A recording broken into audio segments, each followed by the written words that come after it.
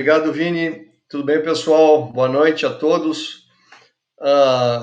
Como sempre tem um probleminha técnico aqui no live. O Noel está tentando entrar em contato de Nova York, só que por algum glitch aí de sistema, a câmera dele e o áudio não estão funcionando. Então a gente vai começar para não deixar ninguém esperando, mas como nós somos brasileiros e a gente nunca desiste, e o pessoal da Sempol está aqui no background tentando trazer o Noel para dentro da conversa.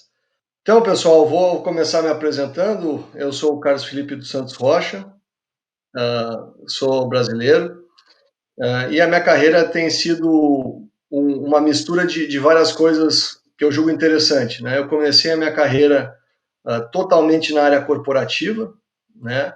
Então, eu comecei a trabalhar desde cedo, fazer estágio, etc. Então, eu passei por uma série de empresas, tentando me descobrir também como profissional. Então, passei pelo CIE, fui estagiário na parte de recursos humanos, depois eu acabei trabalhando em alguns bancos na parte comercial, fui para a Ambev, que na época era Brahma, aí eu já entrego um pouco da minha idade, né? E fui seguindo essa carreira, fui para Arthur Andersen na época de consultoria, mas o que eu sempre me identifiquei mais foi essa parte realmente de marketing, essa parte comercial, estratégia de planejamento, e acabei desenvolvendo a minha carreira corporativa dentro da Souza Cruz e na controladora da Souza Cruz, né, chamada British American Tobacco. Então ali eu comecei como estagiário, depois eu passei pelo processo de trainee, né, fui enfim, gerente de território, gerente nacional, fui expatriado, aí conheci um pouquinho do mundo, como funciona uma empresa, né, realmente global. Eu fiquei com algumas funções globais lá, como gerente global de planejamento, gerente global de categoria. Acabei voltando para o Brasil, depois de 3 anos, né, para ajudar a criação da região da América Latina, onde eu tive exposição à parte de branding, né, com o lançamento de Dunhill, vários produtos de Lucky Strike, por aí foi. E acabei tomando uma decisão coletiva aqui, né, junto com o pessoal aqui em casa, de dar uma saída dessa parte executiva. Eu estava nessa trilha há bastante tempo e resolvi empreender, né?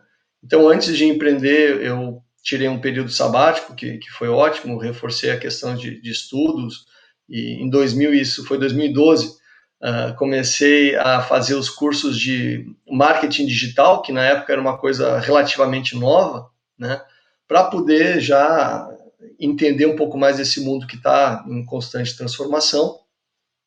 E comecei a empreender aqui em Santa Catarina, onde atualmente eu resido, né?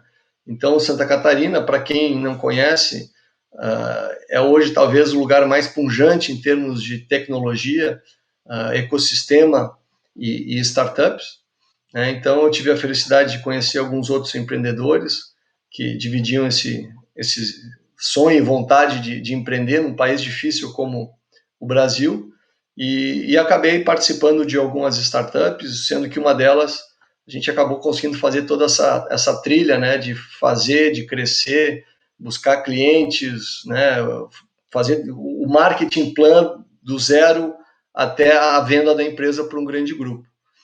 Depois disso, eu acabei me envolvendo com outras empresas, então fundei uma empresa na área de investimentos, invisto também nessa parte de startups. Sou também sócio da Darwin Startups, para quem não conhece, é uma aceleradora de startups que tem a sede aqui em Florianópolis, mas também está bem posicionada aí em São Paulo. A gente entrevista em torno de 800 startups por ano e acaba investindo entre 10 e 20, né? E nesse período todo, nessa caminhada pessoal e profissional, eu já era fui aluno do Noel em 2008, e ele acabou me procurando, mantivemos contato, né? Então aí também fica uma dica, sempre tenta, porque o não a gente já tem, então a gente manteve esse contato. Um belo dia ele me ligou, perguntando se eu queria ser coautor com ele desse livro, né? Gestão de Marketing para Executivos Brasileiros. Eu confesso para vocês que, apesar de ter feito mestrado, eu nunca fui de escrever muito, de ter essa produção editorial, mas eu aceitei o desafio Nos levou 3 anos para fazer esse livro. Para quem não conhece, é um livro bem completo, tem umas 600 páginas, mas a pegada do livro é um livro super prático, né? Então é juntando essa parte executiva de resultado, de entrega, com a parte teórica, né? O Noel, para quem não sabe, e eu não sei se a Sample vai conseguir trazer ele aqui para a conversa, mas espero que sim. É uma pessoa fantástica, né? Autor de mais de 40 livros. Ele estudou e ensinou em Harvard. Ele foi chefe de departamento de marketing de Colômbia, ensinou na China, ensinou em SEAD, e é uma pessoa assim fantástica, né? Tanto da parte profissional quanto da parte pessoal. Então resolvemos fazer esse livro, né? Tivemos a felicidade de encontrar a Sample também como nossa parceira nessa empreitada, né, com a Sample Editora, e o resultado está aí. Esse livro está sendo adotado em várias universidades, na Sample, obviamente, também, e com resultados muito legais. Eu vou só dar um pause aqui de 2 segundos, porque o Noel acabou de me mandar já que é live, vamos fazer aqui, ó o live aqui, ó. Tá com o mesmo problema. Então eu vou fazer uma coisa bem brasileira, e vamos ver se vai funcionar, que eu vou ligar para ele aqui por Skype. O pessoal da Sample, se vocês acharem que não vai dar, por favor me avisem, mas enquanto eu não tiver o não, eu vou tentar. Eu vou tentar ligar para o Noel por Skype aqui, ver se ele atende lá, e a gente vai fazer uma triangulação meio tabajara, mas pode ser que funcione. Vamos ver.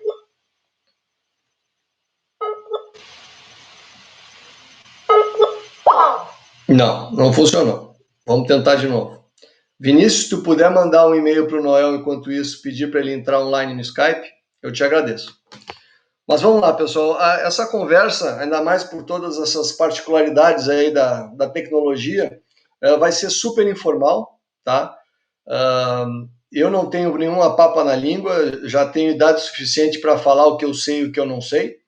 Então, eu estimulo e peço para vocês enviarem o máximo de perguntas durante a conversa, para que a gente possa, né, interagir diretamente e responder o que vocês querem ouvir. Tá bom? Por favor, a próxima slide, Vini.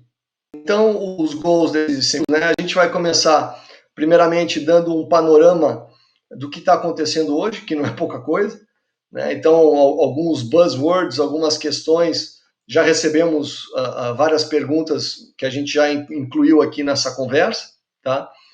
Depois a gente vai focar na parte de market plan, né, do famoso plano de marketing, e acabar com algumas tendências que a gente acha importante revalidar e reforçar com vocês, tá bom? Próximo slide. Então vamos lá.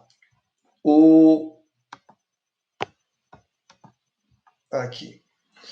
Em termos de perguntas, né, em termos de palavras, a gente tem um mundo, digamos, que estava em transformação, em construção do lado esquerdo, representado por aqueles círculos, né, aquela figura onde tu tem, de um lado a estratégia, outro lado o marketing, outro lado a tecnologia, e junto com a execução, porque nada acontece sem execução, né, a gente tem que tirar sempre tudo do papel e, como diria o Rancharan, 99%, né, o Edson e o Rancharan, né, dizendo que é transpiração, e o outro diz que o foco é execução. Para quê? Para tentar trazer essa questão, que hoje é crítica, que é inovação para resultados, né? Inovação se torna hoje uma palavra, principalmente na crise, que anteriormente era vista como um nice to have, algo legal de ter, para uma coisa crucial, né? Hoje, sem inovação, sem essa retransformação, a empresa não consegue se sustentar. E do outro lado, a gente tem esse status quo, que, né, de uma maneira geral, quanto maior a empresa, mais estabelecida, menos ela gosta de ter essa disrupção no status quo, né, porque a máquina é grande, como diria o Lu lá da IBM, o elefante é grande. Só que agora a gente está sendo bombardeado por esse red dot aí, chamado disrupção, que está contagiando todas as maçãs, né? E quais as palavras que, dentro desse universo de marketing e negócios, estão tendo uma proeminência muito grande. Obviamente o Covid, a quarentena, né? A questão de segurança, a gente está vendo isso, na segurança dos empregados, segurança, né, da equipe, segurança da própria família, mas entrando um pouquinho mais no negócio, cash flow. Então, cash flow, ele é paramount para a gente poder manter a empresa de pé, né? Então, pensando o que vocês estão fazendo como gestores ou como empreendedores para manter esse cash flow, para conseguir segurar tudo que é recurso possível, renegociar, né, e buscar novas fontes de financiamento para manter essa linha de vida, esse lifeline, para passar essa crise que a gente, infelizmente, ainda não tem a mínima ideia de quanto tempo vai durar, né? Outro ponto que a gente gostaria de trazer é a questão de talentos, né? Como reter um talento, né, numa crise? A gente provavelmente vai ter que demitir, né?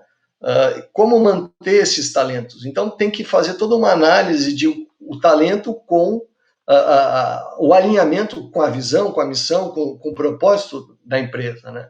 E entendendo que esse talento hoje em dia ele virou global, né? Eu tenho uma série de exemplos que eu poderia dar para vocês devem ter os seus, de bons funcionários brasileiros sendo procurados por headhunters no exterior, né? E como a condição no Brasil não está das melhores, muita gente realmente está indo, né? Outro ponto é o cliente, o customer, né? Como é que esse customer está pelo lado dele? A corda está estourando, né? Se ele não está recebendo, a gente não está recebendo. Então, como é que a gente pode fazer para chegar mais perto ainda desse cliente e fidelizar esse cliente, né? Por quê? Para ele poder comprar, para poder fazer a máquina girar, né? Só que a compra hoje em dia, ela está mudando muito, está mudando demais esse purchase behavior, né? As metodologias, o jeito que o consumidor pensa, o jeito que o consumidor estava acostumado a comprar. Hoje em dia as pessoas estão com holding, de uma maneira geral, estão todas paradas, esperando o que vai acontecer, economizando e comprando só itens básicos, né? Então, tudo que são itens, digamos, um pouco mais supérfluos, a demanda simplesmente hoje é inexistente, né? Então, como conseguir reativar esse comportamento de compra, talvez através de novas linhas de produto, de novos price points, uma coisa que a própria Simple está fazendo com muito sucesso, e eu acho que é bem importante, popularizando, democratizando o LIT, né, que é a plataforma de ensino à distância, para dar esse flavor, para dar esse taste para as pessoas que talvez não estavam dispostas ou não era a prioridade anteriormente investir nesse tipo de educação, para poder começar a interagir com um público diferente, né? Nem se fala então em dados, porque hoje em dia dados, a gente pode ficar fazendo 3 lives só sobre dados, só que também eu acho que tem um hype um pouco demais na questão de dados. Dados são importantes, mas também não é tudo, né? Até pouco tempo atrás, grandíssimas empresas não tinham condições de ter essa granularidade de dados e nem por isso não deixavam de fazer coisas, mas obviamente que dados dentro do mundo de uma transformação digital a um passo acelerado se torna cada vez mais importante, né? Depois a gente vai falar de inovação, vai falar de marcas, a questão de empreendedorismo eu acho que também é importante a gente, né, colocar aqui como um ponto de partida. Hoje em dia o Brasil, né, é o país mais empreendedor do mundo. Pode ligar para o Noel? Opa! Pelo Skype aqui, Vini? Vamos ver então. Pessoal, aqui se vira nos 30. Hello? Hey Noel, how are you? I feel isolated. What's going on? It's been a little bit chaotic, but you know, we'll handle. We've been through worst. The thing is, I started with the guys here, okay? Yeah. And what I'll try to do together with Sempo is to project you into my screen. Okay, and then Vinicius, which is handling all the technical side, he will run through the slides for us. Okay, so having said that, I'm gonna hang up, call you again from my computer, and we'll try to make it work. What am I going to expect next? Just hang up, expect my call, I'll call you back, and we'll take it from there. Okay. Ok? Ok, vai. Obrigado, pessoal, pela paciência, pela empatia. Vinícius, eu posso então ligar para o Noel aqui pelo Skype? Tá bom, então vou ligar para o Noel aqui pelo Skype. Vamos ver se agora vai.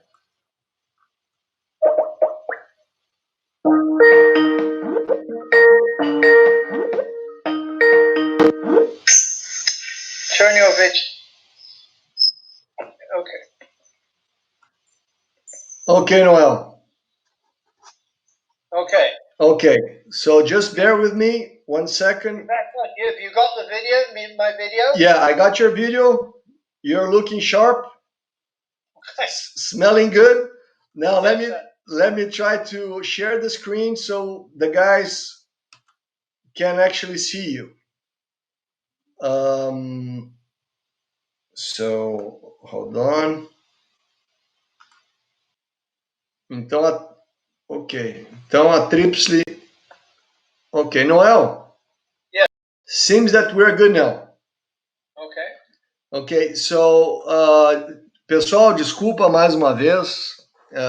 Isso acontece nas melhores famílias. Eu acho que agora a gente conseguiu um jeito de fazer uma curva aqui na tecnologia, onde vocês conseguem me escutar, conseguem ver o Noel e escutar o Noel e ver parcialmente a apresentação. Então, acho que a gente não mexe em nada, vamos rezar, segurar na mão de Deus e agora vamos tentar de novo. Noel, can you please, let's do it again, your introduction, because it was cut out. Oh, okay, sure. Yes. Okay, hello everybody. I'm delighted to be talking to you from New York. What I said before, I was cut off, so I just repeated that. I'm delighted to be in Brazil, so to speak. That my relationships go back with Brazil at least to 1968, when Brazil, guided by Pelé, won the World Cup. World Soccer Cup. I happened to see that at Madison Square Garden. So my background is, you've probably gathered, I'm British.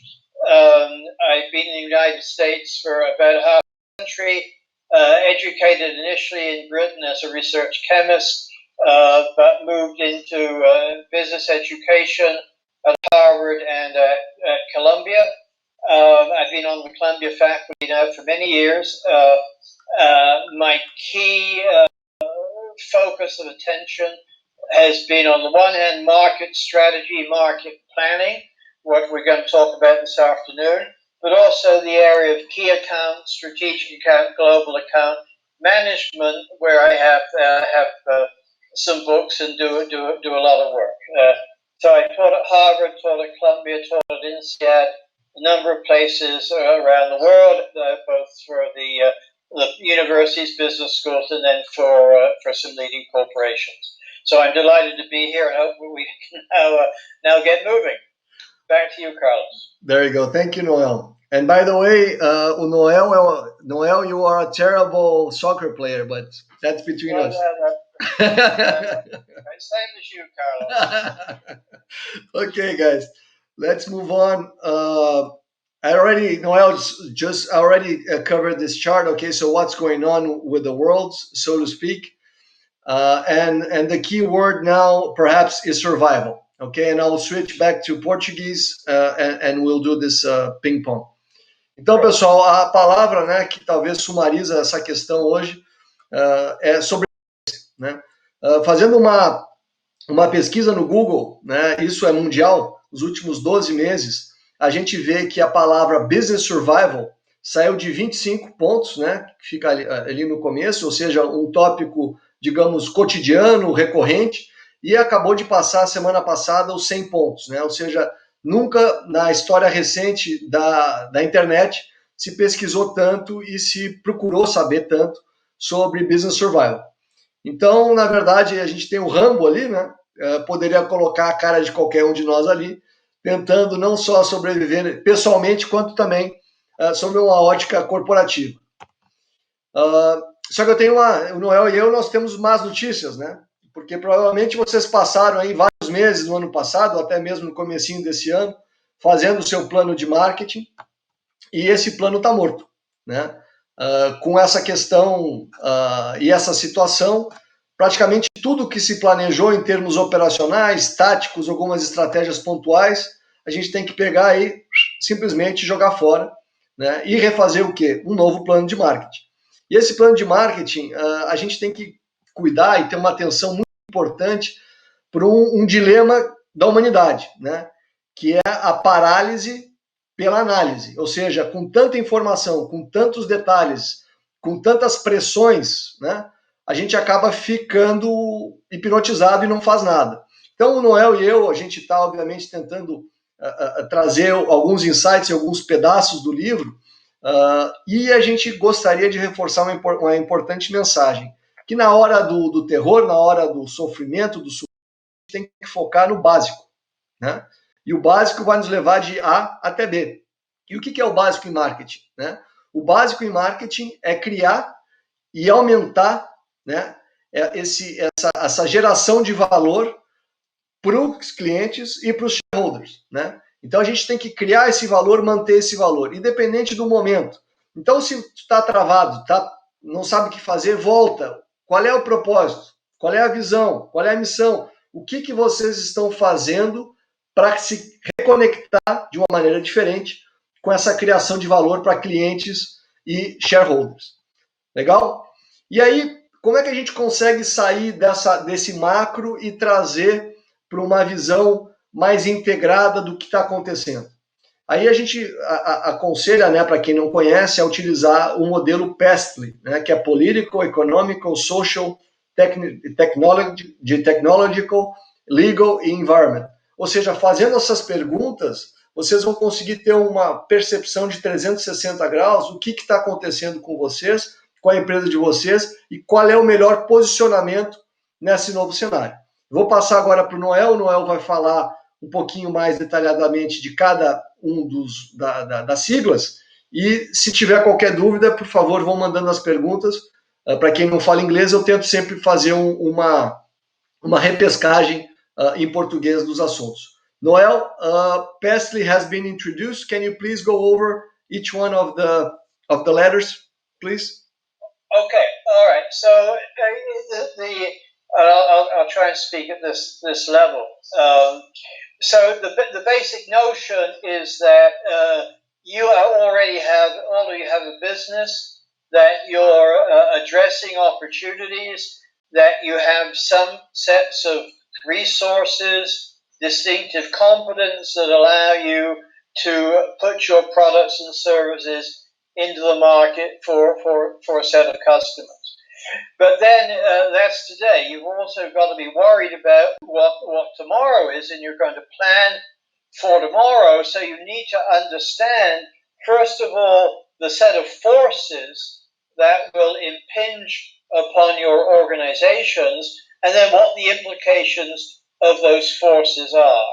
And so the PESTLE model, the PESTLE items that Carlos just talked about, are the best way to try and get a handle on what is going on in your business externally, so that you can make whatever adjustments you need to make. Is that speed well enough? Okay, Carlos? Great, Noel.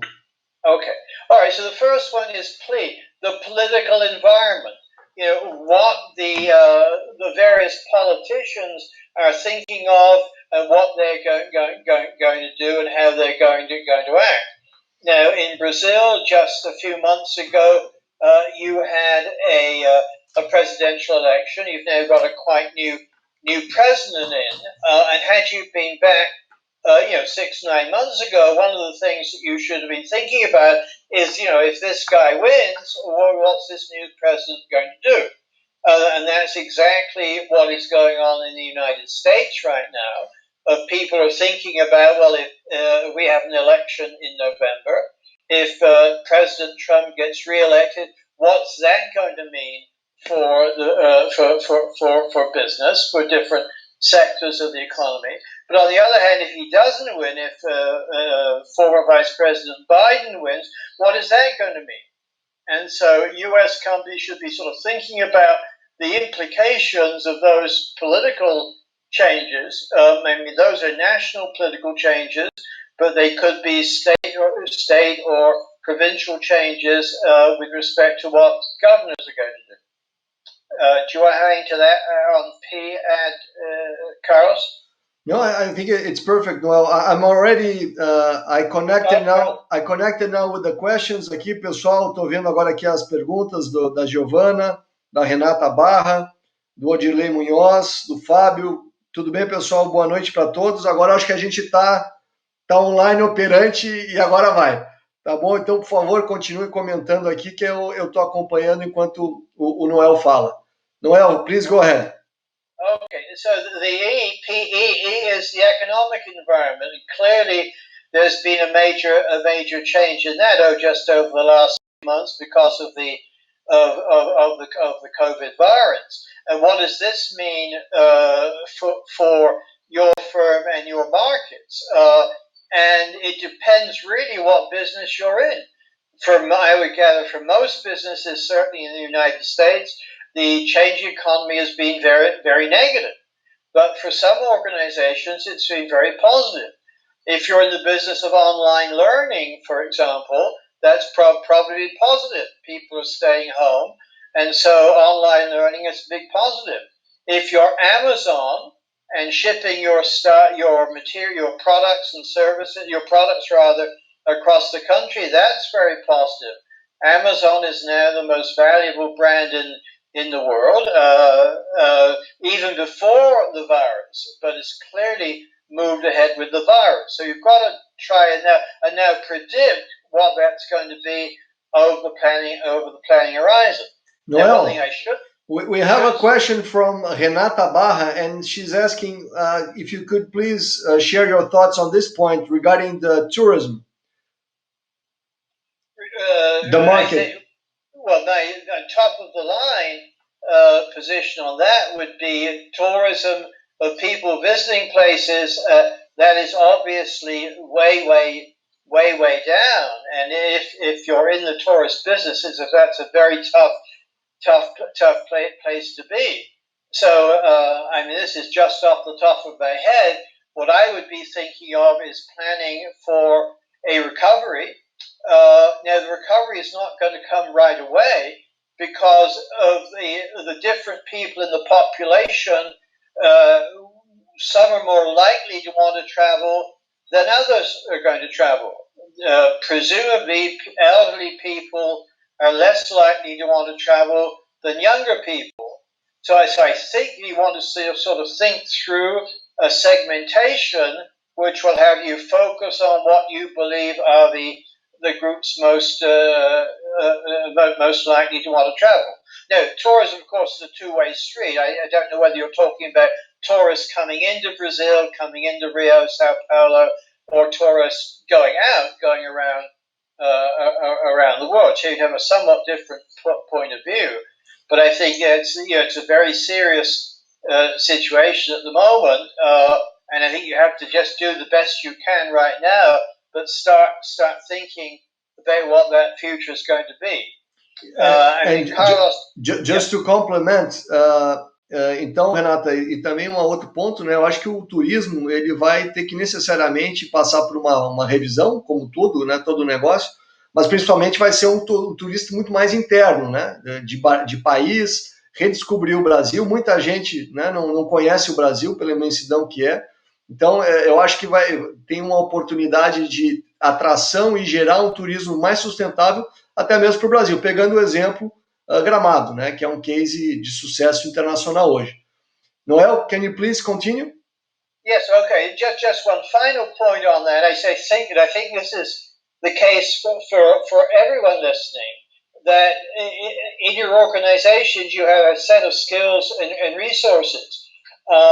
If your current market sort of dries up, then one of the things you want to think about is, are there some ways to use those skills in some other market which may be really quite different from the one you're currently in? For example, General Motors is, of course, the major car company in the United States. They're now in the business of making ventilators and breathing machines because of the demand. So that's really a very different market, different product, but it does use some of the manufacturing skills that GM has. And so I think that's one of the things you really want to think about. The PES. S is the socio-cultural dimension. I mean, how do people live? And I think here, to bring it into the issue of the pandemic, people have been forced to stay at home for a long time. So what does that now mean for the way they're behaving and the way they will behave when these sort of stay-at-home restrictions come off? If you can get a handle on where people are going to go and where they're not going to go, what sort of products they will buy and from where, that can help you plan for the future. Carlos? Noel, Hernani Varela is asking a very tough question, but it's a good one. Do you think the crisis will get worse or it gets better? Será que a crise vai piorar antes de melhorar? But here's what I think. I believe that the politicians who are now moving towards opening up economies, I mean, you have it in Brazil, we have it also in the United States, really don't understand what a business is all about. Let me explain. What we're hearing a lot of in the United States is what we have to do is to get the factories open. We have to get the supply chain working, and we have to get the retail stores open.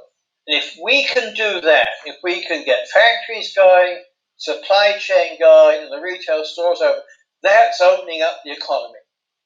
There's one problem with that, and that is the politicians have omitted the key, the critical element of all of that, and that is customers. You've got to have customers. So what I see is that as businesses start to open, if in fact the virus continues, maybe even more strongly because of business being open, you won't have customers. Customers won't want to leave their houses. They won't want to leave their abodes. They will not want to go to restaurants. They will not want to go to stores. And so even if the stores are open, nobody's going to be buying anything. So I believe that certainly in the Trump administration, they've got it all wrong. They're focused on opening up these institutions, businesses. What they really should be focusing on is making sure you get rid of the virus, so people are going to be going out and doing their shopping. Yes, but vou perguntar para o Noel a questão do online.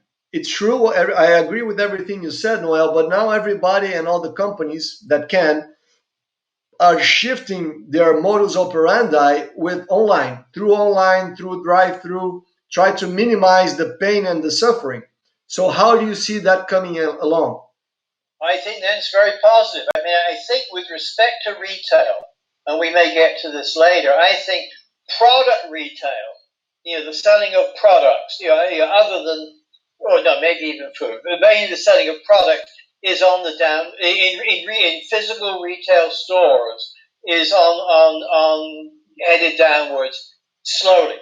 And I know certainly in the United States, we see major retail chains. There was a chain called Radio Shack, an electronics chain that's gone out of business. But we also see a lot of small stores going out of business, which is a real problem because those small stores employ a lot of people. That's been going on for maybe 10, 15 years now, and since the internet has really got strong. I think this virus has really just accelerated that. So I think a lot of those stores are really not going to come back.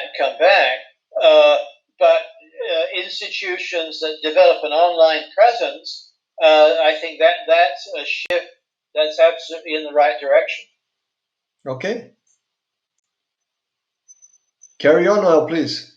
We're receiving some questions here. I'm reading you, Fábio, and guys, I'm just waiting for the right time to put your comments. Desculpa, pessoal, estou falando inglês aqui.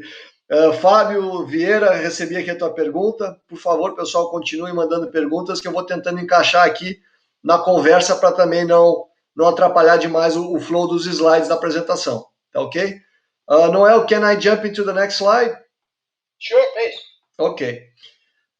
Aqui, pessoal, a gente gostaria então de trazer esses insights e essa estruturação, né, essa estrutura, de uma maneira muito pragmática. Então, a gente vai dividir agora essa conversa numa área mais estratégica, tá? Então, o Noel e eu, a gente vai falar um pouco mais da criação desse plano de marketing estratégico e depois a gente vai decupar isso em operacional, tá?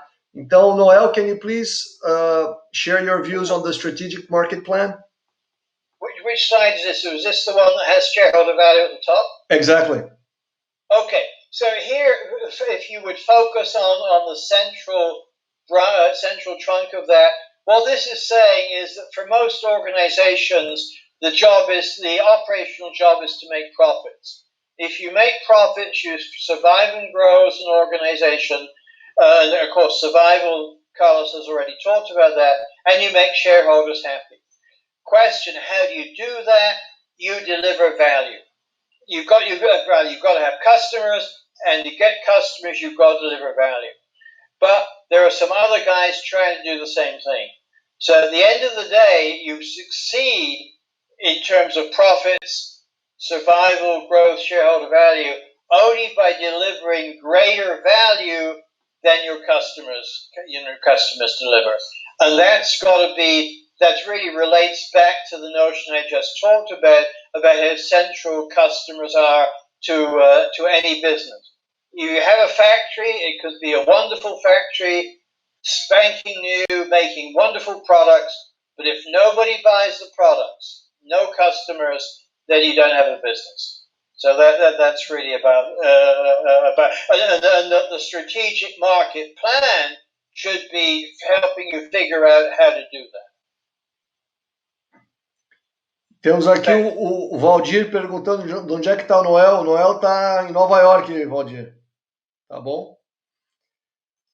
Noel, do you want to carry on with this slide or should we move into the operational plan? We finish that slide. Okay.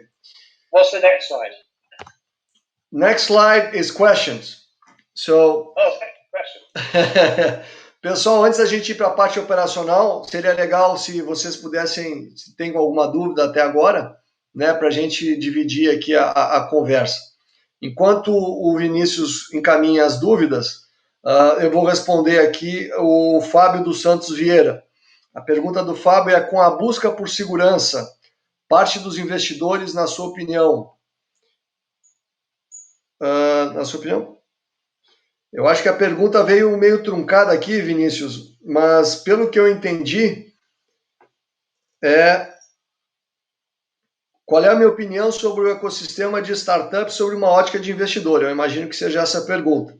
Se não for, por favor, Fábio, dá uma corrigida ali no link que a gente já aborda aqui. Bom, a situação está complicadíssima para tudo que é lugar, né? Em termos de investimento, eu acho que a gente tem várias coisas acontecendo, né? Falando agora um pouco mais de cenário macro.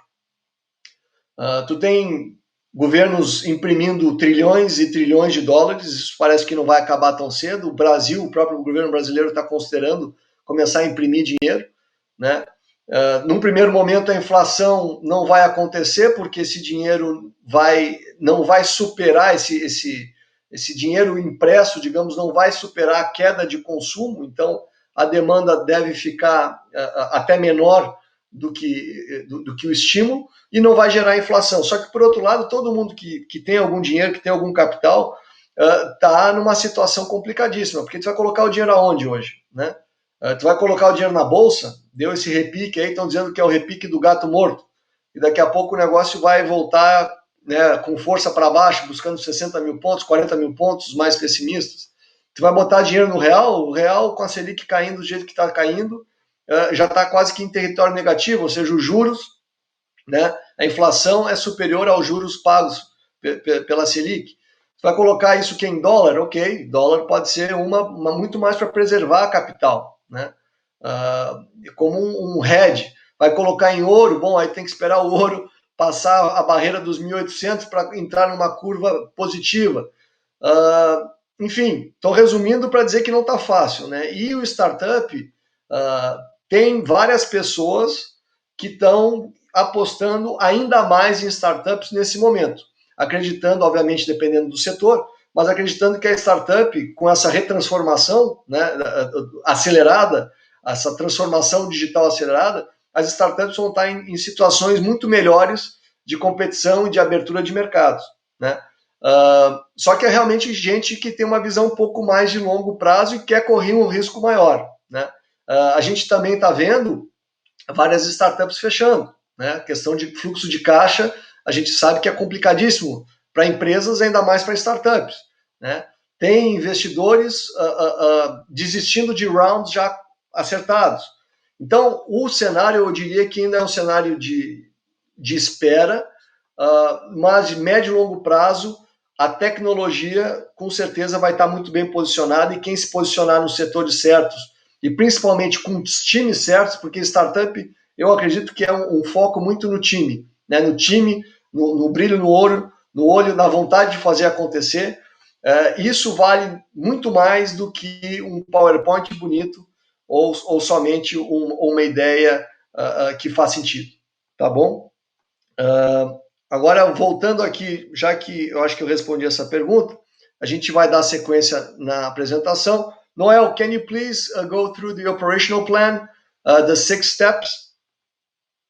Oh, the 6 steps, sure. Yes. Okay. So do you want me to read the first one and then you? Oh, I got it. You got it? Okay. Yeah. So the first one is basically figure out where you're going to play. Figure out going back to the issue that we talked about earlier on. Figure out what the markets are you're going to address. Now, if in this particular pandemic, if the markets you're addressing are really in terrible trouble, you may want to think about some other markets. I mean, I just use the General Motors example, going into a totally different market. You don't necessarily have to do that, but the one thing you do is to take the set of skills and resources that you have as an organization and be creative to see if there is somewhere else you could enter. That's the first one. Second, once you figure that out... Noel, sorry, just going to cut you off here because we have the GM example.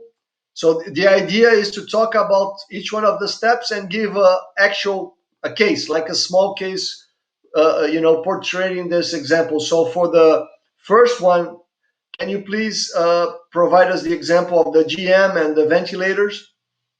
Well, I think this was the case. The GM has a set of skills and resources. What their skills are is very high quality manufacturing, and to make an automobile is a complex thing to do. People aren't buying automobiles as much as they were a few months ago. But General Motors was able to use that set of skills it has to move into ventilators for people in intensive care in hospitals. So there's a case of where they took their set of skills they have already and then modified them, use those skills to make a totally different product. So that's just one example. Yes. Outro exemplo que a gente gostaria de compartilhar aqui com vocês, pessoal, é aquela famosa pergunta, né? Como é que se come um elefante? Se come por pedaços, né? Um pedaço de cada vez.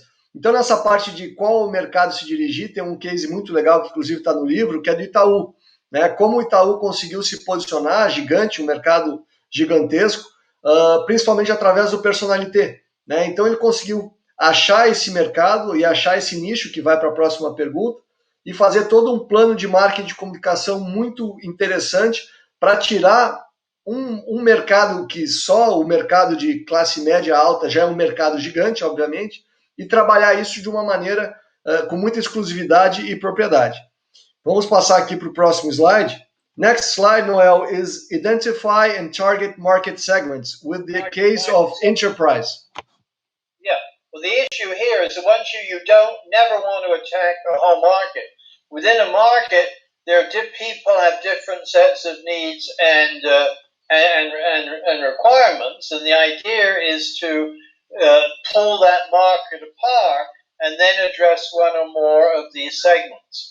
And the example I like to use here is this, it's on the slide, enterprise as a car rental company. Now, going back a number of years, if you ask people in the industry, what are the segments in the car rental company, they would have said there are two segments. There is the leisure segment.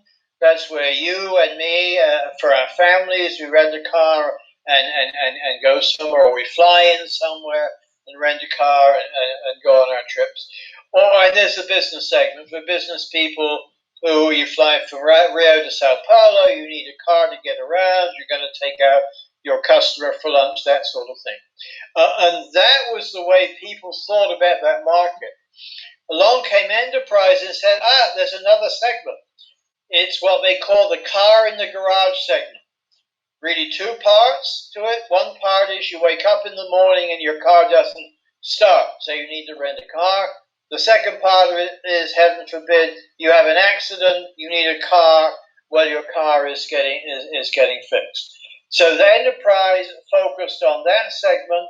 They put their outlets, their stores, where people lived rather than at the airport, and they became the largest car rental company in the United States. So very successful. And notice that the products were the same. Whether you rented from Hertz, which was at in the business segment, or a lower price auto rental company, the product was basically the same, but their success was that they understood and were successful in the market. There you go. Exemplo brasileiro que também é super interessante, estudou um pouquinho, acho que vale a pena, é o Magalu, né, Magazine Luiza. Então, a Magazine Luiza começou lá em 57, na década de 50, e teve toda uma transformação de aquisição, comprou o Baú da Felicidade, comprou as lojas Arnos lá no Sul, enfim. Só que chegou no momento que, em 2012, introduziram o chip, né, de celular focado no público de baixa renda, né, para eles poderem falar em redes sociais, etc. E começou aí a não só a democratizar, né, o nome Magazine Luiza e a marca perante os consumidores, como deu um valor, criou um valor muito interessante para essa classe média baixa, né. Em 2014 começou já essa integração de centros de distribuição, se não me engano eram 9, 10 centros de distribuição, então eles começaram a integrar toda essa parte logística para ganhar os ganhos de escala, aumentar a produtividade, e em 2015 começaram a falar de transformação digital, né? Coisa que lá atrás, 5 anos atrás, era meio que mosca branca falar de transformação digital, se você se lembra. E a partir daí foi para a Bolsa e hoje é um gigante, né? Ano passado faturou lucro quase R$1 bilhão e cresceu mais de 40%, 50%, se não me falha a memória. E o mais interessante é o mix, né? 45% do faturamento da Magazine Luiza hoje vem online. Então, tinha uma outra pergunta aqui, deixa eu só pegar o nome certinho aqui do amigo que perguntou,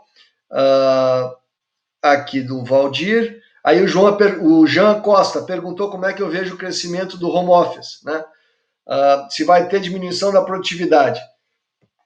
Fazendo um link meio forçado aqui, Jean, mas só para não deixar a tua pergunta no ar, quem está em home office, a produtividade não está caindo de uma maneira geral. Acabei de fazer uma entrevista com o pessoal da Amazon lá, a diretoria da Amazon Estados Unidos recentemente. A produtividade não caiu, pelo contrário, aumentou. E para pessoas como Magazine Luiza, né, empresas como Magazine Luiza que estão super bem posicionadas, o pessoal está comprando. E está comprando aonde? Está comprando online. De quem? De quem tem o melhor preço, de quem entrega mais rápido. Então, tá aí uma resposta te vira nos 30. Tá bom? Vamos para a próxima. Noel, next question, next point is set strategic direction and positioning with the example of Disney Plus. Okay, so here what we're talking about, okay, so you've already figured out the opportunity, you figured out the market, you figured out your market segments. Now let's pick a market segment that you're going to go after. Why are you going into that market segment? And there are three real options. One option is that you want growth. That's where Disney Plus would be. A second option is you're not particularly interested in growth, you just want to make good profits. Or a third option would be that you want cash. Maybe it's late in the life cycle, the product is sort of dying slowly, and what you want to do is get cash out of that product and put it into some other more growth product. And then there's how much. So how much profit do you want, and by when do you want it? That makes the objective very clear. It also acts as a way to measure managers, the manager managing that product, to see if they've done a good job. So that's the direction piece. The positioning piece is very critical. This is really the heart of the market strategy. And it says the following. First of all, who are your customer targets? Who is it you want to convince so that this product is purchased? Secondly, who are you up against? Who are going to be your competitors? Because at the end of the day, it's not sufficient just to deliver customer value. You've got to deliver better value than the other guys. So first of all, customer targets, then competitor targets, and then the value proposition. Why will one of those potential customers in the market segment buy or recommend your product rather than the products of a competitor? And then finally, what's the reason to believe? And the reason to believe is very important, because what marketing does is to make promises. It says, hey, you buy my product, you'll get this value. But you need to be able to convince the customer that, in fact, you can deliver that value. Now, maybe it's because you've got a very strong brand name and people are comfortable with you as an organization. Maybe it's because you get a recommendation from a highly credible organization or a highly credible person. I know in the consumer goods business, you always see these advertisements of where there's someone in a white coat who is pretending to be a doctor who gives the seal of approval. So that's the strategic direction and positioning. Two parts to the objective: strategic, operational, and then customer targets, competitor targets, customer value proposition, and reason to believe. Exactly. I'll add some stuff here in Português, Noel. E uma questão importantíssima aqui, pessoal, é o que a empresa, o que a marca é e o que ela não é, né? A gente está vendo hoje muita gente querendo ser tudo para todo mundo, né? Então, isso com certeza a médio e longo prazo não vai dar certo. Então, quanto mais, como o Noel bem falou, quanto mais estratégico, quanto mais objetivo, quanto mais a gente pensar em estruturar quem a gente quer servir, quem a gente não quer servir, quem são os nossos competidores diretos, quem não são, qual é a nossa proposta de valor, a gente vai com certeza ser mais assertivo. E aqui o exemplo, rapidinho, é da Disney, né? Não sei se você se lembra, um tempo atrás, a Disney comprou um conglomerado de televisão, pagou uma fortuna, e o pessoal disse, meu Deus, a Disney está perdida, né? Por que eles estão fazendo isso, pagando essa fortuna? E agora veio a crise. Não sei se vocês acompanharam, saiu o balanço recentemente, essa semana. O parque Disney está fechado, voltando na questão do turismo, né? Estão perderam nessa operação mais de $1 bilhão. Agora a Disney Plus, que é toda essa parte de canais, para quem tem criança em casa sabe a importância estratégica de um canal bom de televisão para as crianças nessa época.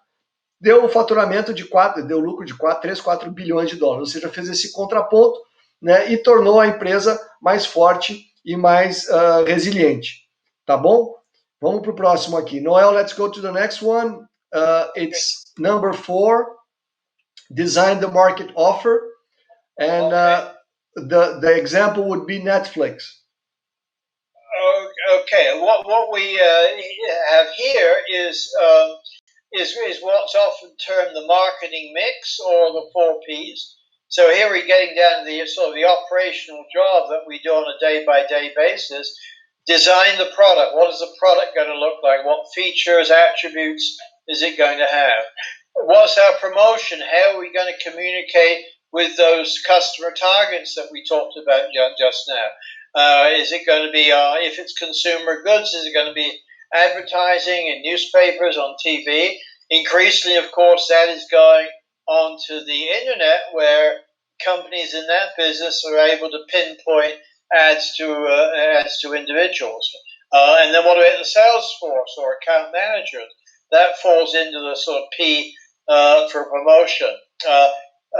P for distribution. How are we going to get our products to the customer? Are we going to send them through Amazon, and then sent by mail, by a FedEx or something like that, or are they going to go through a distributor, through a retail store? And finally, what's the price? What are we going to charge for?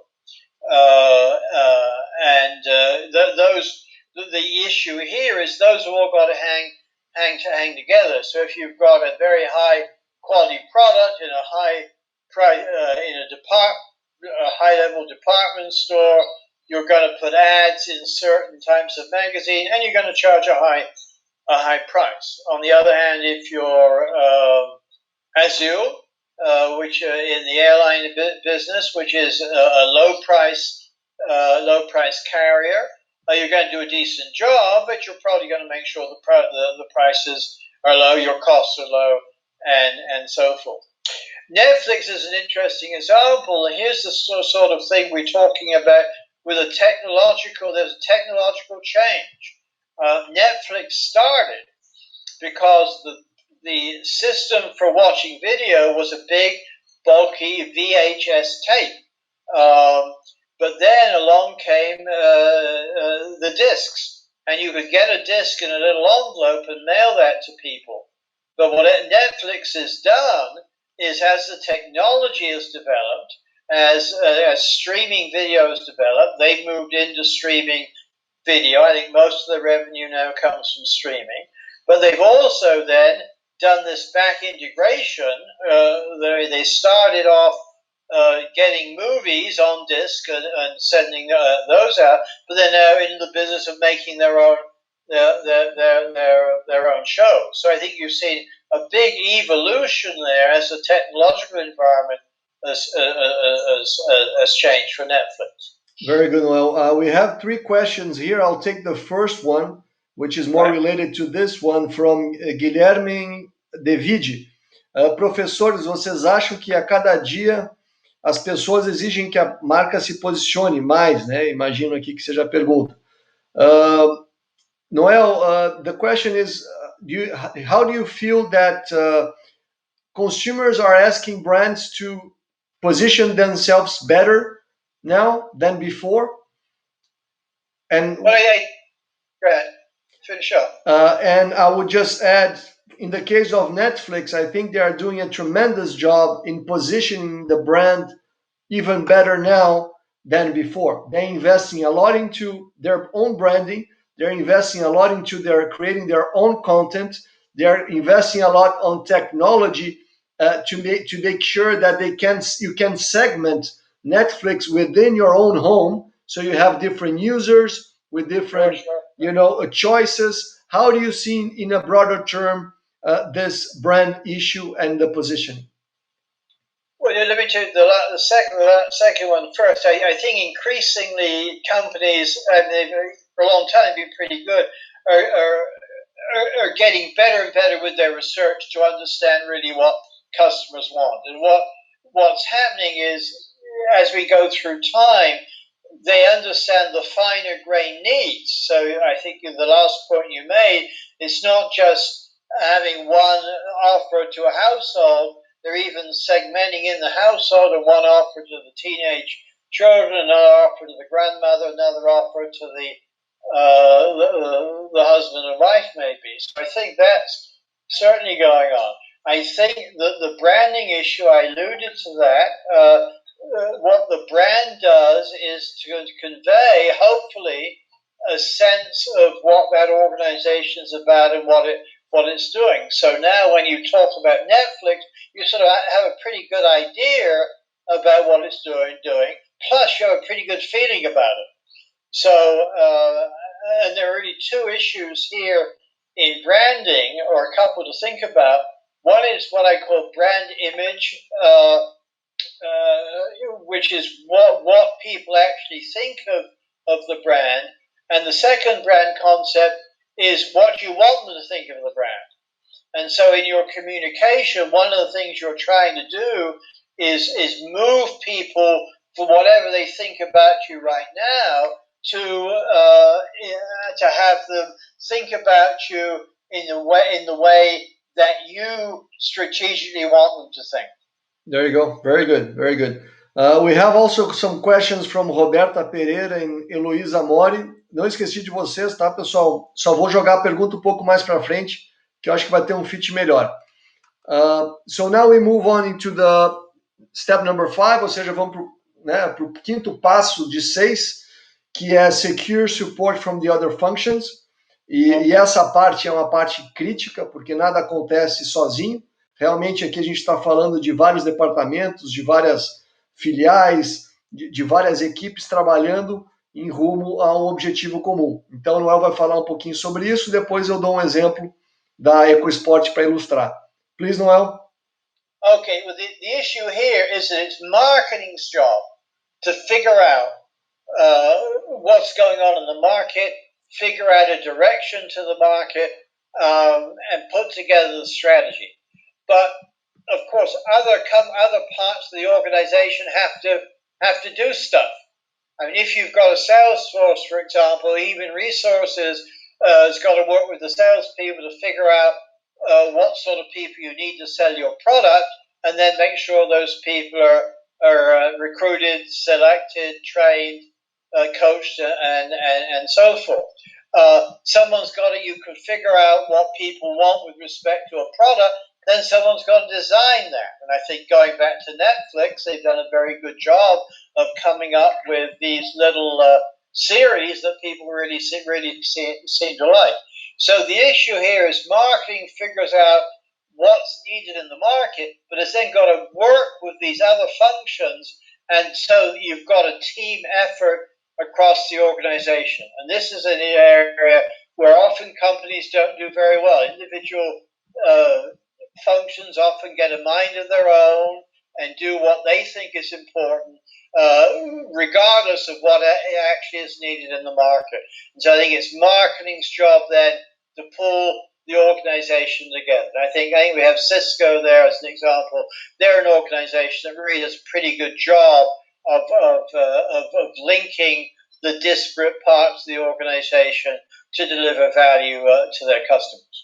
Exactly. Outro exemplo muito legal, porque ele é brasileiro, né, pessoal? Não sei se alguém tem um EcoSport aí, mas o cenário é o seguinte: 2008 e 2009, recessão mundial da mais violenta, né, possível. O pessoal da Chrysler estava em dificuldade e resolveram fazer uma coisa totalmente diferente. Começaram a pensar em produzir carros em plantas diferentes do mundo para uma produção e para um consumo global. Ou seja, uma planta na América Latina, uma planta na Ásia, uma planta na Europa, produzindo o mesmo carro, né, para poder vender de um jeito diferente, porque até então tudo era regionalizado. E o EcoSport foi um projeto que foi criado globalmente, mas foi implementado, o primeiro mercado chave, piloto, enfim, foi o Brasil, né? Então, teve todo um trabalho absurdo da Ford por trás dessa iniciativa, né? E acabou gerando um case de sucesso. Recomendo muito que vocês estudem esse case. se eu não me engano aqui, pegando uma cola, 27 mil veículos vendidos no primeiro ano, e todo o jeito que foi feito o lançamento, já utilizando a questão da mídia digital, foi um case sensacional. Mas vamos adiantar aqui para o último ponto, que é o ponto número 6, Noel, last point, monitor and control execution and performance, and the case that we chose to speak briefly about is Amazon. Amazon, okay. Okay, so this is in what we've talked about so far, to do the things that we want to do, especially in the area of the market mix, where we're developing products and doing advertising, paying our salespeople and all of that, we're putting out resources. We're putting out large amounts of companies' resources.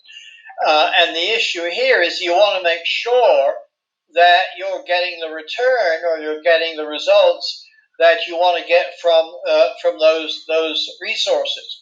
So let me give you just an example. Let's go back to those operational objectives we said. Let's suppose, I'm just going to use,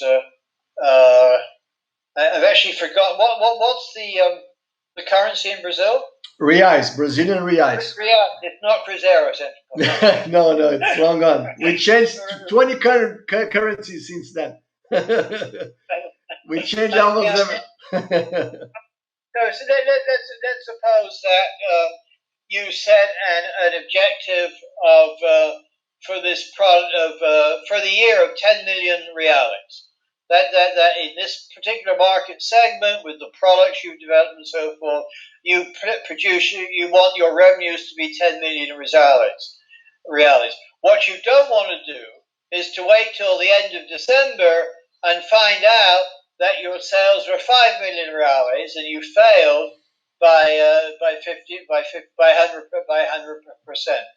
What you want to do is figure out where you are at the end of January and see where you are. And if you're on target, that's fine. If you're off target, then you've got to take a pretty close look at it. And by end of February, if you're still off target, then you've got to make some course corrections. So the idea here is that you're putting out resources. You have a set of objectives. You want to see how well you're doing and exercise something that we call steering control, like steering a car, that when things are going wrong, you turn that steering wheel and make sure you avoid the accident. So the same idea here is if things are going off target, you just steer away and steer back on the right track. And I think to use the term, the example, Amazon, I think has done a very good job. It's got a lot of technology. It really understands what to expect when it does advertising or does different things on its website, and it measures all the time, feeds that back into the development of its operation absolutely continuously. Ok, perfect. E para complementar, né, pessoal, a questão de monitoramento e controle tem que estar permeada em toda a organização, né? Então, essa questão de não é a minha área, não é a minha responsabilidade, isso tem que ser abolido, né? Então, tu tem os OKRs, os antigos KPIs, e tu tem que ter essa matriz muito bem trabalhada para que realmente, de uma maneira muito colaborativa e transparente, um consiga cobrar o outro para atingir esse resultado comum. Isso, né, já vem há um certo tempo, a questão dos bônus, né, das metas compartilhadas. Eu acho que, na verdade, nada mais é do que um cascade disso tudo aqui. Considerando aqui o tempo, continuamos recebendo um monte de perguntas. Obrigado, pessoal.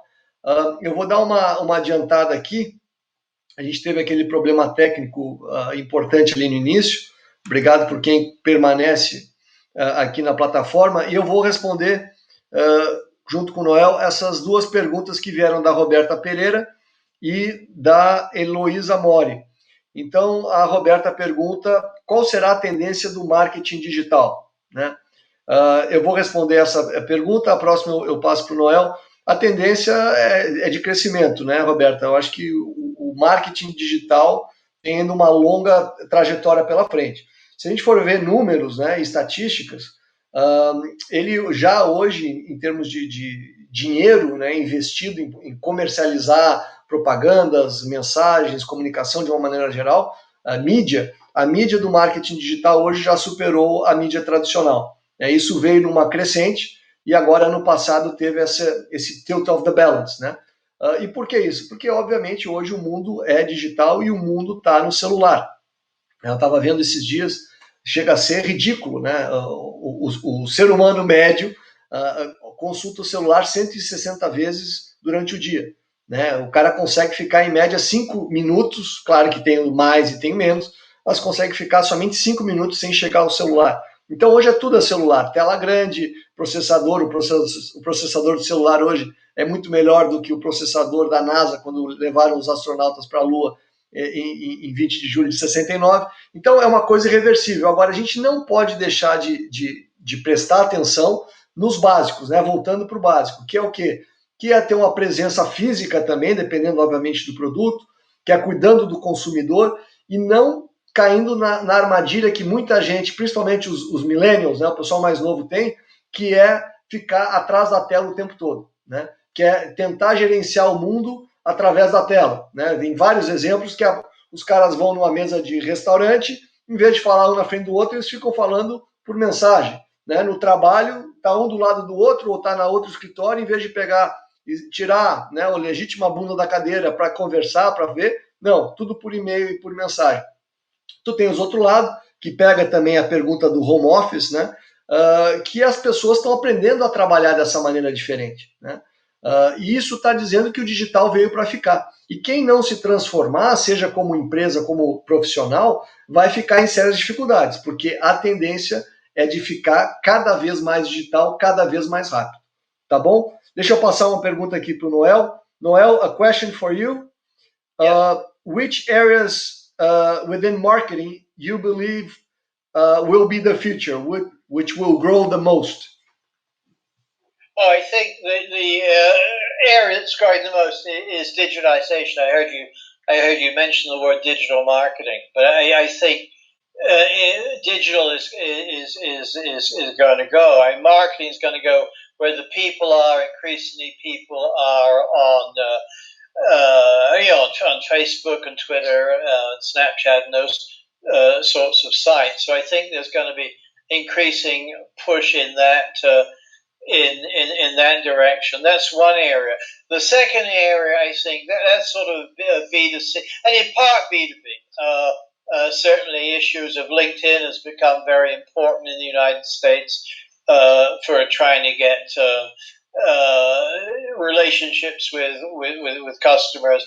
I think the other area is going to be what I call account management, strategic account management area. I've been heavily involved in.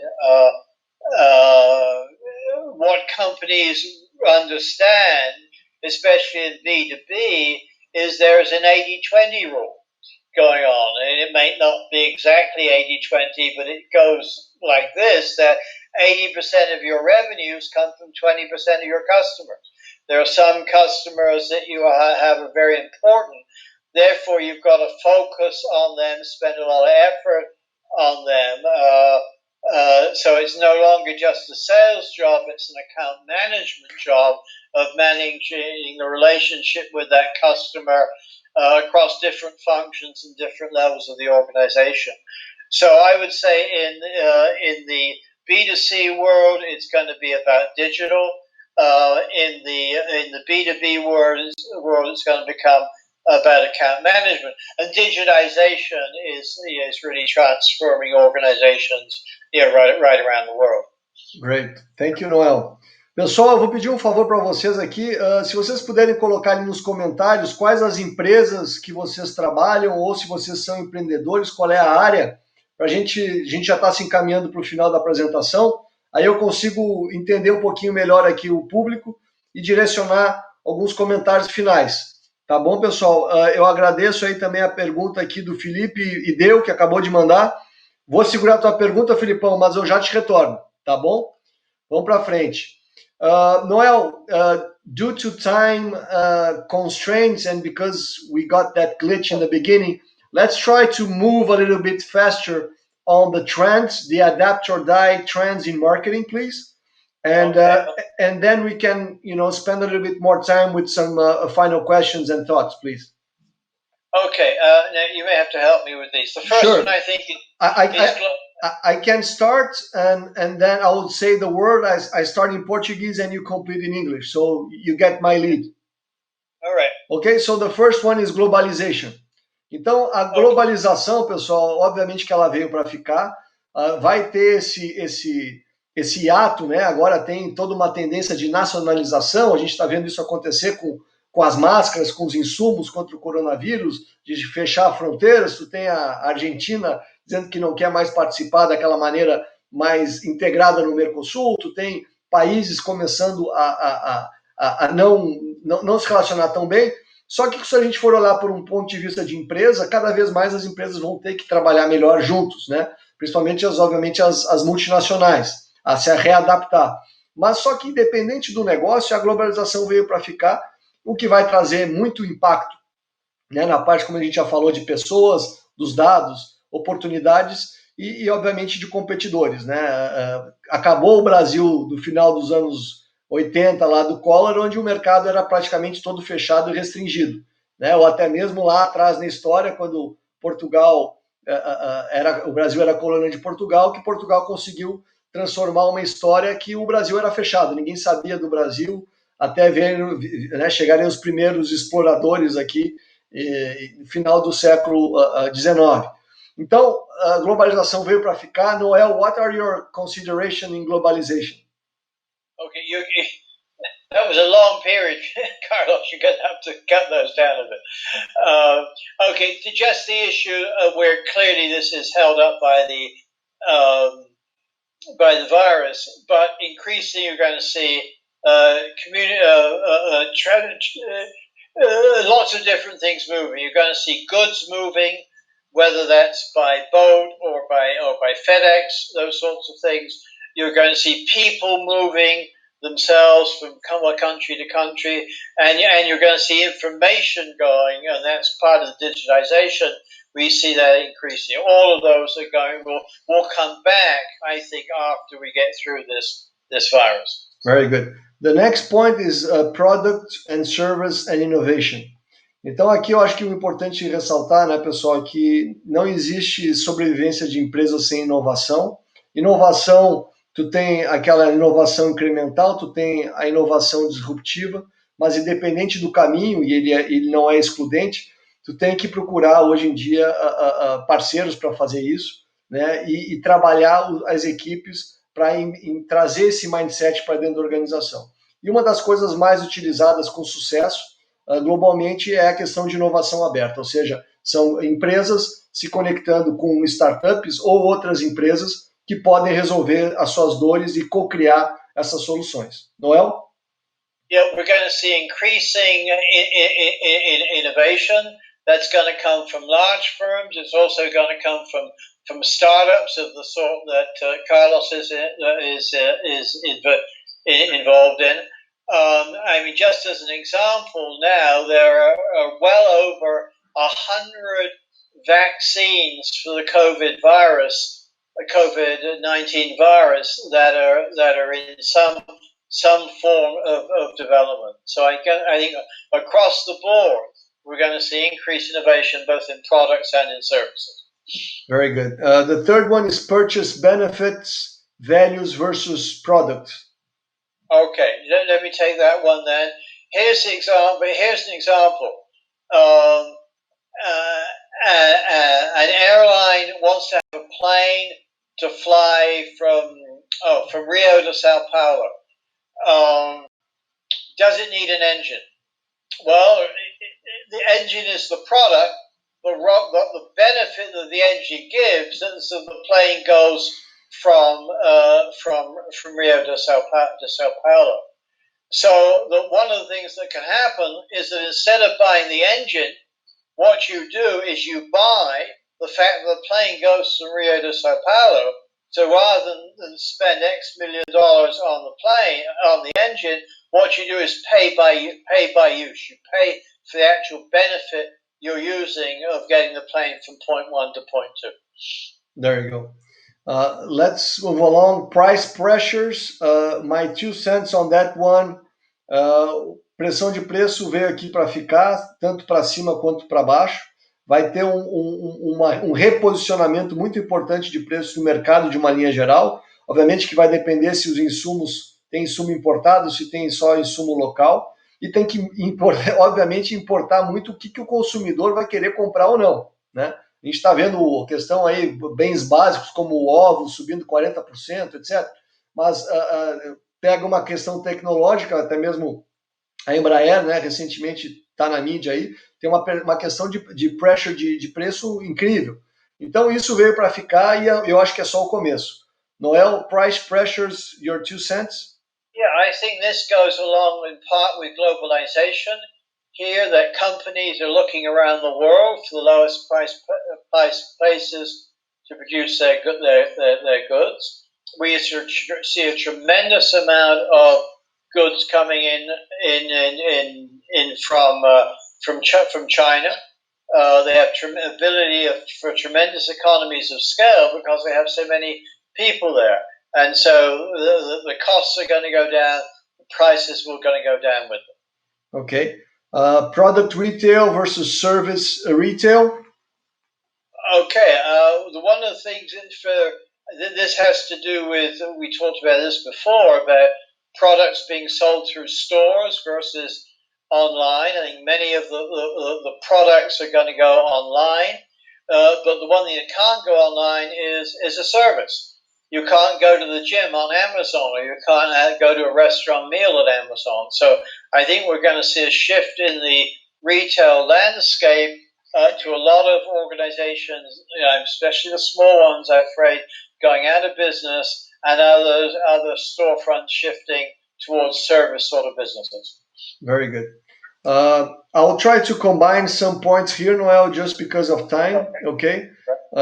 Então, a parte de online e offline, essa integração, ela veio para ficar, tem toda uma questão de transformação digital da própria empresa, como a empresa se posiciona, como ela interage nesse novo mundo. A questão de promoção, obviamente que ela vai crescer muito à medida que tu vai ter uma marca que tem que ser muito bem posicionada, e nesse posicionamento ela tem que fazer personalizações, né? Então a promoção não pode ser mais um one solution fits all. A parte de selling activities, a gente vai ter que ter alternativas à venda direta, né?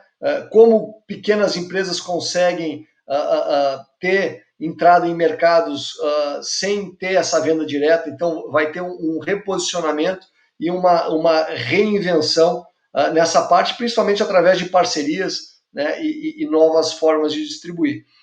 Noel, do you want to close with the organization evolution, please?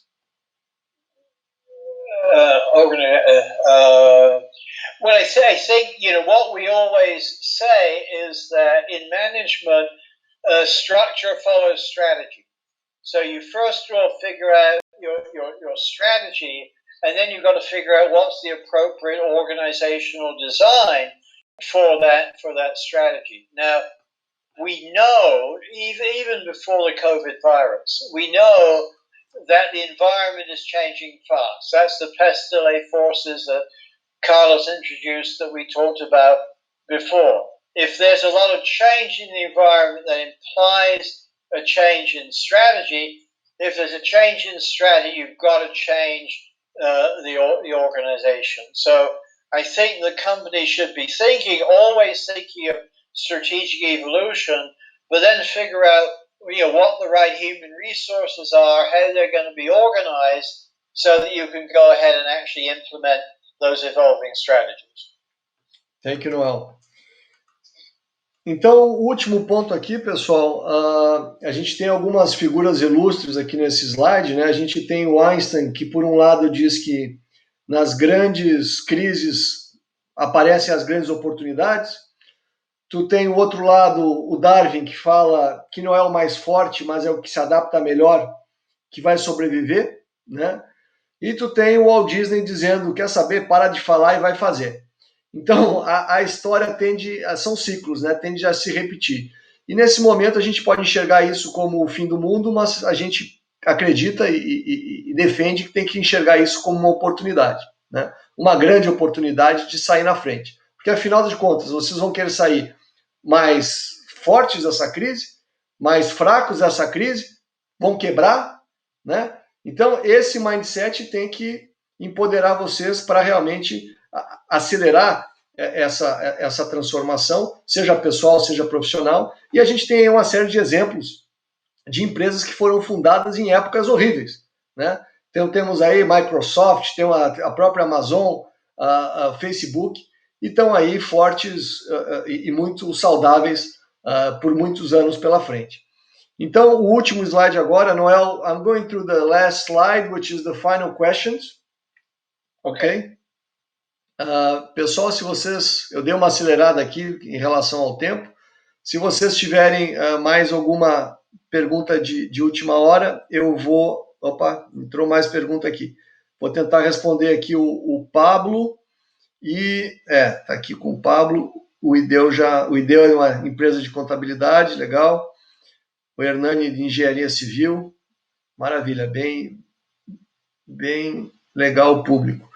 Estou recebendo aqui também uma hora do merchan da Sempol, do nosso livro, que agora, para quem está assistindo, vai receber um link especial e o preço vai ser de R$ 197, ele vai ser vendido por R$ 90, como uma maneira de prestigiar a audiência aqui.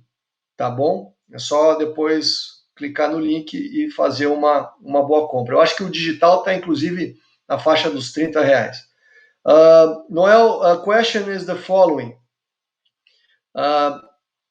His name is Pablo, and he asks, there is a big increase in crimes, cyber crimes, now with the pandemic. How companies should prepare themselves to transform their digital operations into a safe haven? Oh, that one is a bit, Pablo, I'm afraid that's a bit out of my field of expertise. I think there's always crime. It seems to go along with the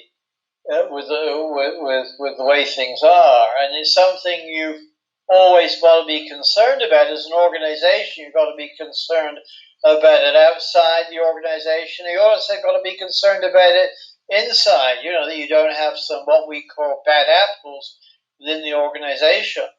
I think that what we've had with this digitization has been tremendously positive. I mean, there are things that we can do now, that companies can do now, that they couldn't have dreamt of doing 20 years ago. But what's come along with that is some sophisticated people involved in crime. So I just think you have to make sure that you have a budget.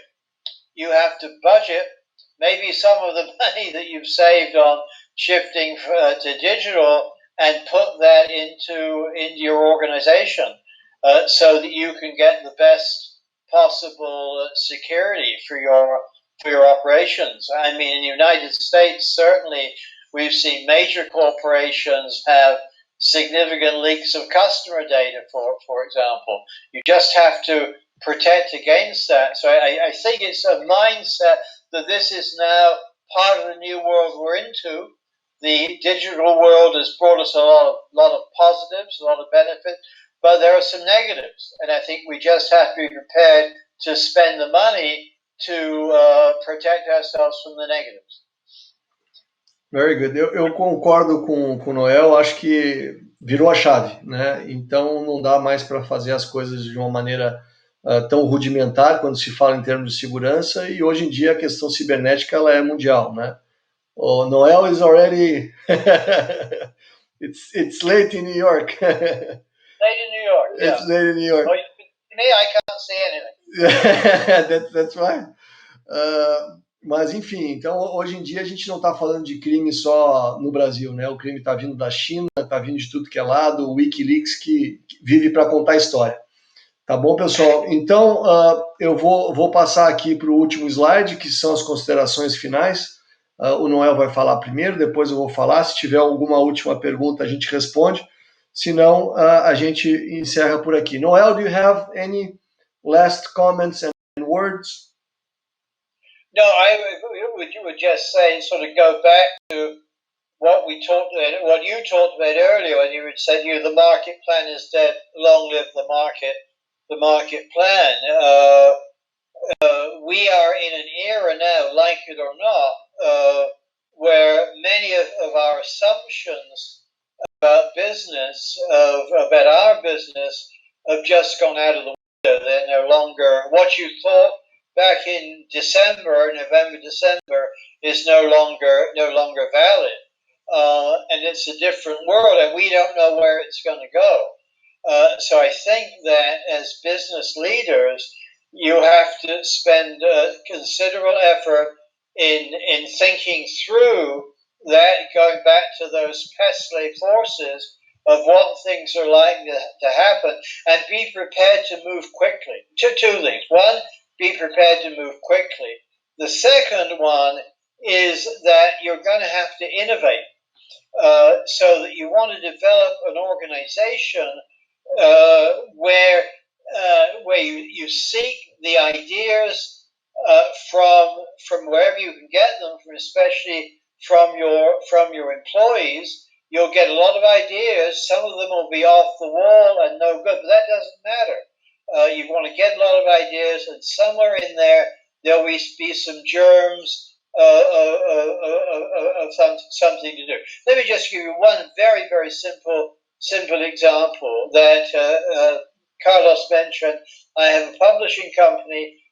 We've done fairly well these last couple of months in e-learning of our selling our books online.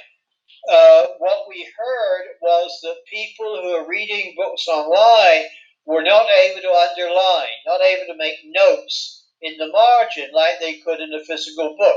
So that set us off on a little journey now to work with our suppliers so we can add that feature or that benefit to customers. So I think the idea of continually looking at working with your customers, seeking research, trying to find new ideas in what is clearly an unprecedented, complex, difficult environment, I think that's the way to go. Very good. Very good. And then finally, of course, good luck. Tem a última pergunta aqui do Felipe Del. Felipe pergunta: professor, você acha que estamos vivendo uma época também da valorização do endomarketing? Por exemplo, as pessoas amam trabalhar no Nubank, no Facebook, no Google, etc. Uma boa pergunta, Felipe. Eu acho que complementa as minhas considerações finais, aí, com base no que o Noel já ponderou, que a geração nova, né, está procurando muito essa questão, esse alinhamento de propósito, né? Busca um propósito, que a gente consiga se conectar de uma maneira que a empresa represente a nossa visão do mundo, que a gente gosta de fazer e de se posicionar. E isso é uma coisa natural, principalmente na questão dos millennials, como eu falei, e tem que ser encarada com muita naturalidade. Então, dentro da empresa, dentro da visão da empresa, da missão da empresa, quem eu preciso atrair? Quais são os recursos que eu preciso atrair, né, reter e desenvolver? São os grupos de millennials, digamos, né, só tentando segmentar? São. Então, tu vai ter que trabalhar nessa questão de endomarketing muito bem, né? Agora, tem muito hype nisso, né? Tu pega, o Google tem lá uma geladeira e um lugar que tem bebidas, como se fosse uma grande coisa. As empresas lá atrás faziam coisas muito mais abertas, muito mais inovativas e tinham muito mais flexibilidade em algumas áreas, né, na parte de tecnologia. Então, é isso. O mundo está se transformando. Nós, como profissionais, temos que nos reinventar o tempo todo, e eu falo isso com a minha experiência própria. Eu comecei como executivo, depois eu fui escrever livro, empreender, investir, e eu estou sempre aprendendo, e eu me dei muito conta que se eu parar de procurar me atualizar, eu vou ficar, né, desatualizado e defasado muito rapidamente. Então, continuem estudando, continuem curiosos, né, continuem com essa mente indagadora, mas também não compliquem demais as suas vidas. De vez em quando a gente tem que voltar para o básico, né, e por isso que a gente escreveu o livro, que é um manual step by step de como sair do plano A até chegar no ponto Z. Tá bom? Então, agradeço muito a oportunidade aqui da Sempol, agradeço a audiência, desculpe novamente aí pelas questões técnicas que fugiram do nosso controle. O e-mail do Noel, o LinkedIn do Noel é Noel Capon, o meu é Carlos Felipe dos Santos Rocha. Se tiverem outras perguntas e se quiserem continuar essa conversa, estamos à disposição. Noel, any last word? No, just thank you very much for your attention. I hope you learned something from the session. I wish you Brazil the best of luck getting out of this virus, and just to you as your organizations, good wishes, and I hope you come out of this stronger than we went in. There you go. Obrigado. Be strong and stay safe. Be strong. All the best. Adios.